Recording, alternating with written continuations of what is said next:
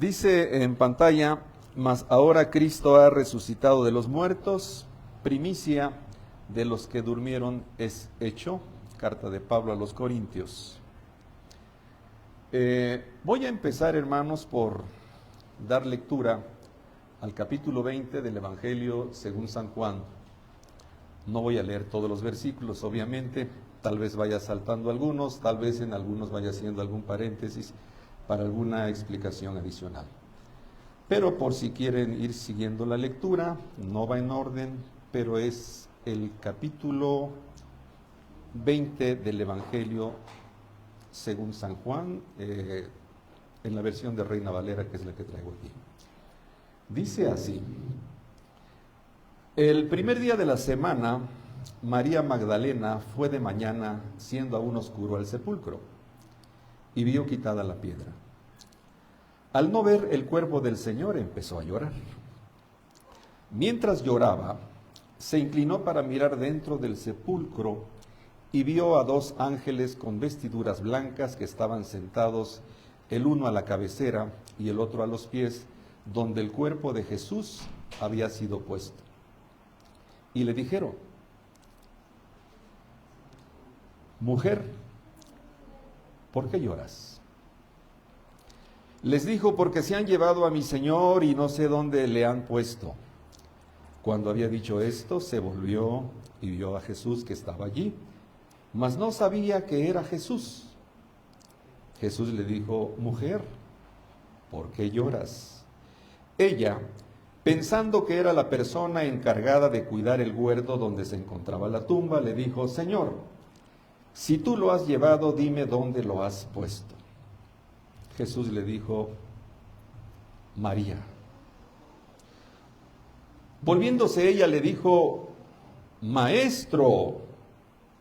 Aquí hago una pequeña pausa, porque yo supongo que los ojos de María estaban cerrados espiritualmente y por eso no pudo reconocer que era el Señor resucitado el que estaba frente a ella.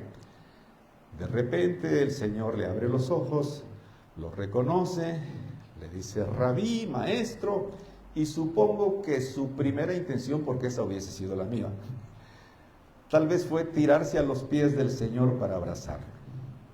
Quiero pensar que fue esa la reacción por lo que le dijo el Señor. ¿Me ponen por favor la siguiente diapositiva? No, la 2. Ahora sí. Le dijo: no me toques, porque aún no he subido a mi Padre. Mas ve a mis hermanos y diles: subo a mi Padre y a vuestro Padre, a mi Dios y a vuestro Dios. Sigue diciendo el capítulo 20. Cuando llegó la noche de aquel mismo día, el primero de la semana, estando las puertas cerradas en el lugar donde los discípulos estaban reunidos por miedo a los judíos, vino Jesús y puesto en medio de ellos les dijo: paz a vosotros. Y cuando les hubo dicho esto, les mostró las manos y el costado. Y los discípulos se regocijaron viendo al Señor. Entonces Jesús les dijo otra vez: paz a vosotros. Como me envió el Padre, así también yo os envío. Y habiendo dicho esto, sopló y les dijo: recibid el Espíritu Santo. A quienes ustedes perdonen sus pecados, les serán perdonados. A quienes no se los perdonen, les quedarán sin perdonar. Pero Tomás, uno de los 12, llamado Dídimo, no estaba con ellos cuando Jesús vino. Le dijeron los otros discípulos: al Señor hemos visto. Él les dijo, o sea, Tomás: si no viere en sus manos la señal de los clavos y metiere mi mano en su costado, no creeré. 8 días después, estaban otra vez sus discípulos dentro, y con ellos Tomás. Llegó Jesús, estando las puertas cerradas, y se puso en medio de ellos, y les dijo: paz a vosotros. Luego se dirigió a Tomás y le dijo las siguientes palabras. ¿Las pueden poner en pantalla? ¿Ya están? No tengo ojos atrás, ¿eh? Ok, les dijo: mira mis manos y pon aquí tus dedos. acerca tu mano y métela en mi costado, y no seas incrédulo, sino creyente. Entonces Tomás le dijo, Señor mío y Dios mío. Aquí también voy a hacer un pequeño paréntesis. Lo que Tomás le dijo al Señor en ese momento es sumamente significativo. ¿Por qué? Porque los hebreos son monoteístas. Ellos no creen que existan muchos dioses. Vaya, ni siquiera creen que existan dos, creen que existe uno. Pero Tomás le dijo a Jesús, Señor mío y Dios mío. Y esa expresión hasta nuestros días está reservada exclusivamente para ser dirigida al Dios de los judíos. Yo no sé si Tomás entendió lo que había dicho, pero estaba reconociendo que el Padre y el Hijo son personas diferentes. Sin embargo, son un solo Dios. No sé si él lo entendió, yo hasta la fecha no lo entiendo, pero reconozco, como tú y yo, que nuestro Señor Jesucristo, en él radica la plenitud de la deidad. Muy significativo lo dicho por Tomás. Pero bueno, el Señor le dijo a Tomás, bienaventurados los que no vieron y creyeron.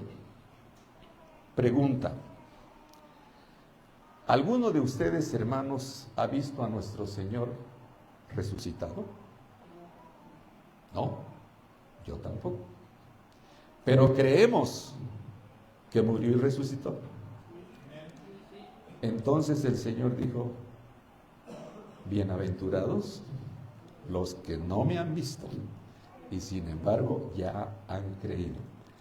Entonces, si el Señor dice bienaventurados los que no vieron y creyeron, y nosotros, a pesar de que no lo hemos visto, hemos creído, quiere decir que somos bienaventurados. Pero ¿sabes tú cuál es el otro significado de la palabra bienaventurado? Afortunados. Eso significa que independientemente de cualquiera que sea el problema por el que estamos atravesando en este tiempo, independientemente de cómo está la salud, el trabajo, la economía, en fin, el simple hecho de que nosotros creemos en Jesús como el varón que resucitó y murió por nuestros pecados, nos hace ser personas afortunadas. Y eso es un privilegio exclusivo de los creyentes. Ahora bien, en este capítulo 20 del Evangelio según San Juan, nos encontramos con un Jesús con un comportamiento un poquito para nosotros extraño. ¿Por qué? Porque cuando se encuentra con María Magdalena le dice, no me toques. Y cuando se encuentra con Tomás le dice, ven, tócame. ¿Qué diferencia hay entre el Jesús que a Magdalena le dice, no me toques, y el Jesús que le dice a Tomás, ven y tócame? Bien, quiero hablarles un poquito más del Jesús que se topó con María Magdalena. Nuestro Señor Jesucristo, al ser el primer varón, el primer hombre que murió y resucitó con un cuerpo glorificado para ser levantado de esta tierra, se convirtió en el primero de muchos que serán resucitados y levantados con un cuerpo glorificado para ser llevados ante el Padre. Él fue el primero, y al ser el primero, él era una primicia. ¿Sí? Las primicias en los tiempos en que vivió Jesús estaban sujetas a una ley que él tenía que respetar. Ahí radica el no me toques que le dijo a María Magdalena. Les dije que esta reflexión iba a ser un poco de historia también, entonces voy a platicarles más o menos en qué consistía la ley de las primicias. ¿Podemos poner la siguiente diapositiva? Ok, no sé si los que están atrás lo alcancen a ver, pero la voy a leer. Moisés, Dios hablando con Moisés, le dice a Moisés, habla a los hijos de Israel y diles, cuando hayan entrado en la tierra que voy a darles y cosechen su trigo, deberán llevar al sacerdote una gavilla, lo que ahora decimos un manojo, como primicia de los primeros frutos de su cosecha. Y el sacerdote mecerá la gavilla delante de Jehová, para que sean aceptados el día siguiente del día de reposo, la mecerá. Pregunta: ¿cuál es el día que sigue al día de reposo? El primer día de la semana, el domingo. Ahora, es importante que sepamos que para los judíos los días de la semana no tienen los nombres que nosotros les damos. Para ellos los días de la semana nada más son el 1, 2, 3, 4, 5, 6 y 7. Y cuando se refieren a los días de la semana se refieren como el día primero, el día segundo, el tercero, hasta el séptimo. Pero no usan lunes, martes, miércoles, eso no. Por eso en este texto que acabamos de leer, cuando Jehová habla a Moisés, les dice: presentarán la primicia el día siguiente del día de reposo, la mecerá. ¿Podemos poner la siguiente imagen? Me parece que es la imagen de un campesino. Bueno, la ley de las primicias y la ley de las cosechas, hermanos, solamente son sombras de la realidad espiritual. Jesucristo es la realidad de la ley de las primicias. Y la futura resurrección de los muertos y el arrebatamiento de la iglesia está representado por el levantamiento de la primera cosecha. Entonces, retrocediendo un poco, cuando Jesús se aparece a María Magdalena, él como primicia todavía no se había presentado delante de su Padre como lo establecía la ley. Las primicias serán mecidas delante de Dios el siguiente día del día de reposo. Se serán presentadas. Eso es lo que le faltaba hacer al Señor Jesús cuando Magdalena va y lo ve. Y él le dice: no me toques porque todavía no he subido a mi Padre. Jesús, con su cuerpo resucitado y glorificado, tenía que presentarse ese mismo día delante de su Padre sin mancha y sin contaminación de ningún tipo. Por eso le dice: no me toques, porque apenas voy como primicia a presentarme delante de mi Padre. Ve y platícale a los discípulos lo que has visto, porque yo tengo algunas cosas que hacer en estos días. Después de su presentación ante el Padre, hermanos, y durante un tiempo de 40 días, nuestro Señor Jesucristo estuvo en esta tierra 40 días. Y en el transcurso de ese tiempo Él estuvo bastante ocupado. En algunas ocasiones se estuvo presentando delante de sus discípulos. Por ahí dice uno de los evangelios que una noche llegó, les preparó un pescado en la playa y los invitó a cenar. Qué sabroso pescado deben haber comido esa noche los discípulos. Pero entre otras cosas que tuvo que hacer nuestro Señor Jesucristo durante ese periodo de tiempo, fue descender a aquellos lugares en donde dice el apóstol Pedro, tenía que ir y predicar. Aquellas personas que durante el tiempo cuando Noé estaba construyendo el arca, no creyeron en el mensaje de Noé. Y vino el diluvio y se murieron. Entonces dice el apóstol Pedro, el Señor tuvo que ir a esas dimensiones desconocidas para nosotros a predicarle a esos espíritus que durante el tiempo de Noé no quisieron creer en el mensaje de Noé. Es decir, resucitó, pero también se puso a trabajar, pero con ganas, apareciéndose a sus discípulos y visitando esos lugares. Ahora bien, entre los israelitas, hermanos, volviendo al día de las primicias eran parte de una de las 7 fiestas anuales que los israelitas todavía tienen hasta nuestros días.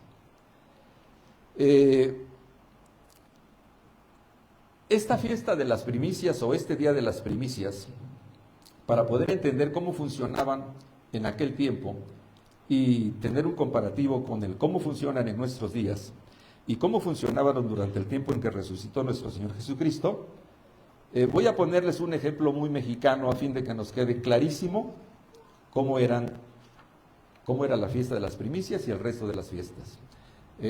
Podemos poner la siguiente imagen. Miren, nosotros tenemos en el transcurso del año días de descanso que son obligatorios, muy independientemente de nuestros reposos semanales. ¿Estamos de acuerdo? Entonces, yo les digo la fecha y ustedes me dicen el número. 1 de enero, 5 de febrero, 21 de marzo, 1 de mayo, 16 de septiembre, 20 de noviembre y 25 de diciembre. Nos parecemos con los judíos. Ellos tienen 7 días de descanso anual y nosotros tenemos 7 días de descanso anual, independientemente de nuestros días de descanso. Cuando yo todavía trabajaba, o sea, hace muchos años, los días de descanso no se movían como se mueven ahora, o sea, no había puentes turísticos. Así que quienes nos tocó trabajar en ese tiempo, cuando una de estas fechas caía en lunes, nos alegrábamos porque descansábamos domingo y lunes. Sábado, domingo y lunes, ¿verdad? Y cuando una de estas fechas anuales caía en domingo, pues nos resignábamos, pues ni modo, pues vamos a trabajar. No nos quedaba otra, ¿verdad? Los israelitas también, hermanos, les pasaba exactamente lo mismo que a nosotros. Había ocasiones en que un reposo anual se juntaba con un reposo semanal. O sea, un sabbat se juntaba con un día de reposo de fiestas solemnes y descansaban 2 días. 2 días no hacían su trabajo. Y había ocasiones, bueno, en que caía el mismo día y pues se tenían que aguantar. Ok, una vez que hemos conocido cuáles son nuestros 7 días de reposos anuales, vamos a conocer cuáles son los 7 días de reposos anuales de los hebreos. ¿Ya estarán en pantalla? Ok, muy bien, ahora me toca a mí. ¿Cuál era el 1? El 2, el 3, el 4, el 5, el 6 y el 7. Esos eran sus días de reposo de gran solemnidad. Con respecto al día de reposo semanal, que es conocido hasta nuestras fechas como el Sabbat, en el libro de los Levíticos, en el capítulo 23, versículo 3, se les dice, antes de darles esta lista de descansos, se les dice, no te olvides de descansar el 7º día. Y en Levíticos 23, en los versículos 37 y 38, se les vuelve a repetir, cuando ya se desglosaron todas las fiestas del año, y no se te vaya a olvidar que independientemente de estos descansos anuales, debes de descansar el 7º día. Ahora que nosotros ya sabemos que entre los hebreos existen 2 clases de días de reposo, los anuales y los semanales, estamos mejor preparados para comprender algunas situaciones que en nuestros días se presentan o presentan un cierto grado de confusión en el pueblo de Dios. ¿A qué me refiero? Bueno, cuando nuestro Señor Jesucristo estuvo caminando aquí en la tierra, hubo un día en que los líderes religiosos le dijeron, danos una señal de que tú eres lo que dices que eres. Dices que eres el Hijo de Dios. Entonces el Señor Jesucristo les dijo, generación perversa, la única señal que les voy a dar va a ser la señal de Jonás. ¿Podremos verla? Ok.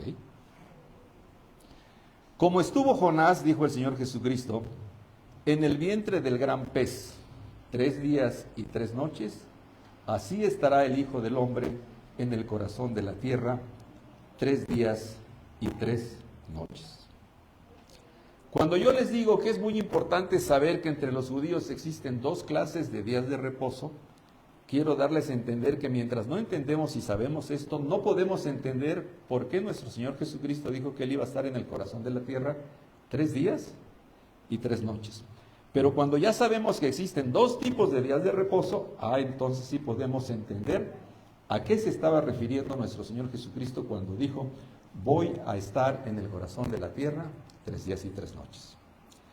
Tal y como nosotros acostumbramos recordar la muerte y la resurrección de nuestro Señor Jesucristo, como nos lo ha enseñado la Iglesia Católica, es que nuestro Señor Jesucristo murió el viernes a mediodía y resucitó el domingo por la mañana. Pero cuando nos ponemos a hacer cuentas, descubrimos que nada más entonces estuvo en el corazón de la tierra, de acuerdo a esta enseñanza, la noche del viernes y la noche del sábado, que no son 3 noches.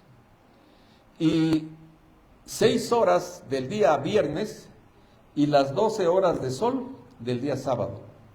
En total, no se explica por qué pudo haber muerto el viernes y resucitado el domingo, porque no son ni 3 días ni 3 noches. ¿A qué se debe esta situación? Voy a explicarles un poco de historia. El emperador Constantino decretó el fin de la persecución del cristianismo en el año 313. En 2 años, del 313 al 315, tomó el control del cristianismo. Para el año 305 él ya se había autonombrado sumo pontífice de la fe de los cristianos y de la fe de los paganos. Por ese tiempo apareció la controversia sobre si Jesucristo era Dios y era hombre. Hubo un sacerdote de apellido Arrio que dijo que Jesús no era Dios. Se presenta un conflicto. Constantino no era muy dado a meterse con este tipo de conflictos, pero en ese caso sí la controversia amenazaba con dividir su imperio. Entonces, accediendo a un consejo de un obispo español, convocó a los líderes del cristianismo de esa época y en el año 325 se realizó el Concilio de Nicea, que fue para discutir si Jesucristo era verdadero Dios y verdadero hombre. Se discutió y finalmente la conclusión fue: Jesucristo es verdadero Dios y verdadero hombre. Pero se aprovechó ese concilio para abordar otro tipo de circunstancias y situaciones que vivía el pueblo de Dios y que nunca había habido la oportunidad de juntar a los obispos para poderlos discutir. Fue en ese concilio en donde se propuso que la muerte y la resurrección del Señor Jesucristo tenía que ser recordada a través de una fiesta que tardara varios días y con gran solemnidad. En atención al resolutivo del Congreso, se nombró una comisión para que pudiera determinar cuándo se iba a celebrar la muerte y la resurrección de nuestro Señor Jesucristo. Así que los encargados de llevar a cabo la orden del concilio empezaron a buscar la fecha para poder conmemorar la muerte y la resurrección del Señor. Les voy a mostrar los textos bíblicos en los que se basaron para poder llegar a la conclusión a la que llegaron. ¿Tendremos la siguiente imagen? Bueno, dice: cuando llegó la noche del día en que murió nuestro Señor Jesucristo, dice, porque era la preparación, es decir, la víspera ¿del qué? Del día de reposo, dice Marcos. Y Lucas dice, era día de la preparación y estaba para comenzar el día de reposo. Tomando como punto de partida estos versículos que acabamos de leer, los encargados de la comisión llegaron a la conclusión de que el Señor Jesucristo murió el viernes, porque en la tarde del viernes, cuando se mete el sol, empieza el Shabbat, empieza el día de reposo, pero empieza el día de reposo semanal. Quienes se encargaron de la comisión o no quisieron o no se dieron cuenta que el apóstol Juan da otra explicación de este mismo día. Veamos si podemos verla. La siguiente, por favor. Veamos cómo nos lo explica el apóstol Juan, hablando de la misma situación y del mismo día. Entonces los judíos, por cuanto era la preparación de la Pascua, a fin de que los cuerpos no quedasen en la cruz en el día de reposo, pues ¿qué? Pues aquel día de reposo era de gran solemnidad. Era un reposo anual, no era un reposo semanal. Rogaron a Pilato que le quebrasen las piernas y fuesen quitados de allí. En el haber confundido un día de reposo anual con un día de reposo semanal, radica la confusión que nos dice que el Señor Jesucristo murió un día viernes. En realidad, el Señor Jesucristo, hermanos, sí estuvo en el corazón de la tierra 3 días y 3 noches. Y ustedes se preguntarán, pero en 3 días y 3 noches el cuerpo se descompone. Así, ¿verdad? Pero vean lo que dice el Salmo 16:10. ¿Lo podemos ver? Ok. Porque no dejarás mi alma en el sepulcro, ni permitirás que tu santo vea corrupción. El Salmo está hablando del alma y del cuerpo del Señor Jesucristo. Y no permitirás que tu cuerpo vea corrupción. Así que el Señor Jesucristo sí estuvo los 3 días y los 3 noches, porque como Él dijo, así como estuvo Jonás 3 días y 3 noches, así yo voy a estar 3 días y 3 noches en el corazón de la tierra. Ahora, más adelante vamos a analizar la oración de Jonás. Quiero decirles que las palabras que vamos a encontrar en la oración de Jonás son las mismas palabras que encontramos en aquellos salmos que hablan de los sufrimientos del Señor Jesucristo en el corazón de la tierra durante 3 días y 3 noches.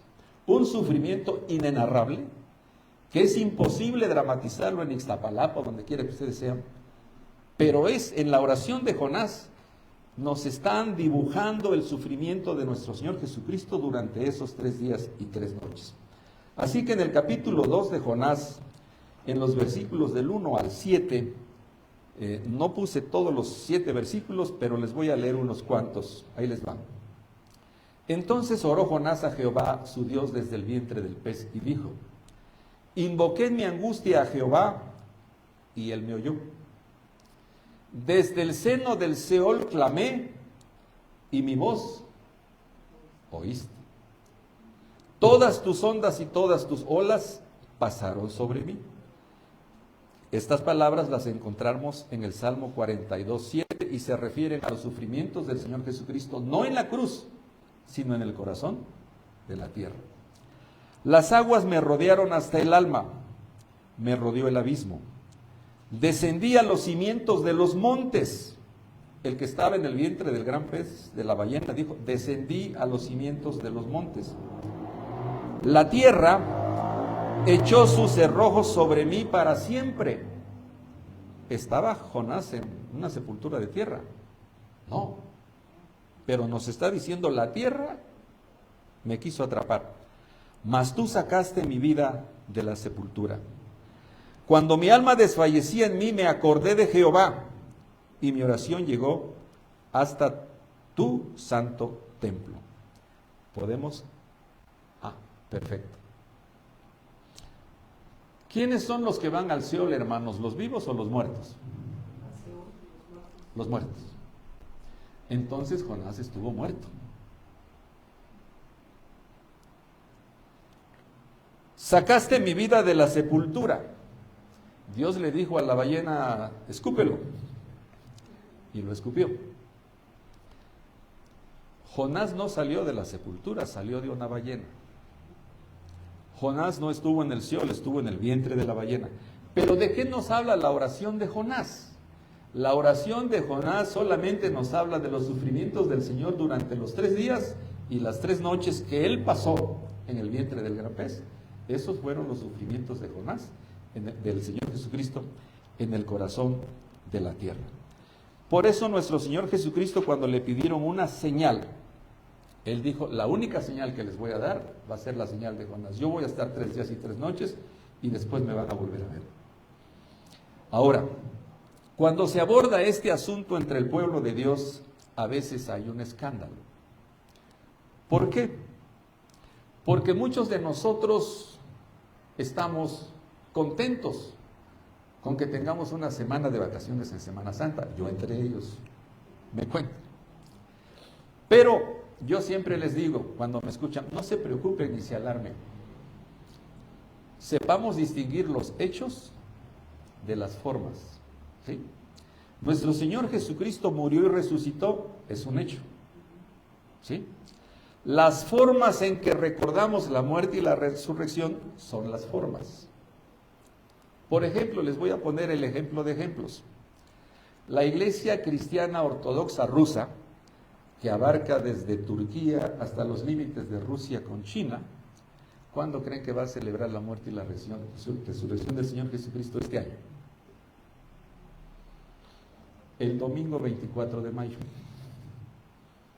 Muy diferente a nosotros. Es su forma de recordar la muerte y la resurrección, porque la muerte y la resurrección es un hecho.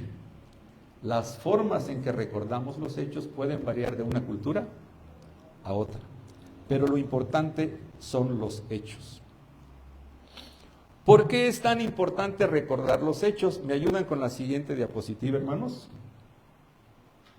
Por lo que dice aquí Pablo. Fíjense lo que dice. Tampoco queremos, hermanos, que ignoren acerca de los que han muerto, para que no se entristezcan como los otros que no tienen esperanza.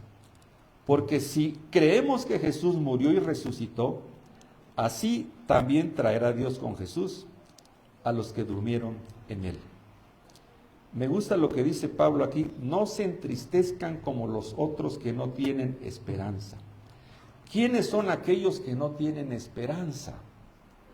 Son aquellos que dicen que si tú no disfrutas de esta vida, de las cosas que quieres disfrutar, ya te fue mal, porque no hay vida después de la muerte. No tienen ninguna esperanza en un futuro mejor.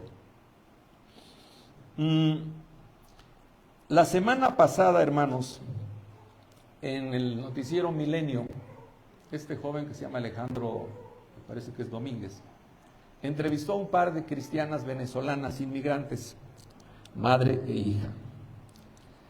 Mamá e hija contaron al reportero: veníamos de Venezuela, nos secuestraron en Torreón y nos dijeron que les diéramos $1,500 cada una. Y les dijimos, nosotros en Venezuela vendimos una casita chiquita que teníamos y con ese poquito de dinero vamos para Estados Unidos. No tenemos más dinero que lo que nos queda de lo que vendimos la casita.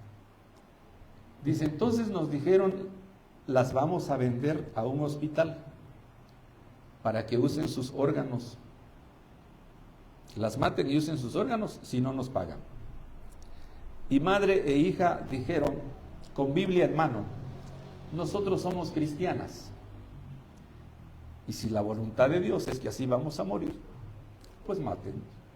Traíamos la esperanza del sueño americano, pero si no se nos cumple, tenemos un sueño que va más allá del sueño americano.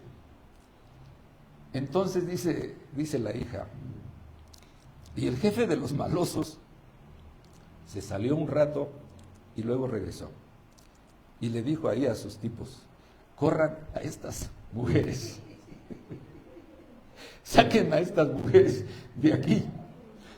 Dice, y nos agarraron y nos llevaron y nos vendieron a otra mafia. Nos vendieron a otra pandilla. Y allá nos dijeron lo mismo, dinero o se muere. Y dice la hija, otra vez saqué mi Biblia. Y les dije lo mismo, si es la voluntad de Dios que aquí vamos a morir y así vamos a morir, mátennos. Traíamos el sueño americano, pero tenemos otro sueño, tenemos otra esperanza. Y dice, y el hombre se salió. Y después vino otro hombre y nos agarró y nos sacó. Y nos apartó de otros secuestrados que estaban ahí. Dice, y nos dieron dinero. Y les dijeron, dice, nos dijeron, con esto les va a alcanzar para llegar a Ciudad Juárez. Dice, lárguense ya. Y yo estaba viendo las noticias y me estaba acordando de este texto. Los que tienen esperanza de una vida mejor. Nosotros esperamos otro tipo de tierra, sin terremotos, sin huracanes. Soñamos con esperamos otro tipo de vida, sin muerte, sin enfermedades, sin pobreza, sin dolor. Entonces, por eso dijo el Señor Jesús, ustedes que han creído son afortunados. Así que me gocé escuchando el testimonio de estas dos mujeres que dijeron, nosotros tenemos la esperanza de la vida eterna y si ustedes nos quieren matar, mátenos, nosotros sabemos para dónde vamos a ir. Ahora bien, qué interesante es lo que dice Pablo aquí cuando dice, porque si creemos que Jesús murió y resucitó. Pablo no está diciendo porque si sabemos o porque si hemos hecho cosas buenas. Él está diciendo porque si creemos que ¿qué? Que Jesús murió y resucitó. Es decir, si creemos en los hechos, no en las formas. Creer en la Semana Santa, pueden ser ustedes como yo que no creo, pero en lo que no puedo dejar de creer es en que Jesucristo murió y resucitó. ¿Por qué? Porque lo que me dice Pablo aquí, porque si creo que Jesús murió y resucitó, papá me va a llevar con Jesús a su debido tiempo. Así que, reflexionando un poco en estas palabras que le dijo Pablo a los tesalonicenses, les quiero hacer algunas preguntas. Si nosotros creemos en el Papa, ¿el Padre nos va a llevar con Jesús? No, ¿verdad? Porque el Papá nos va a llevar con Jesús si creemos en ¿qué? En que Jesús murió. Eso es.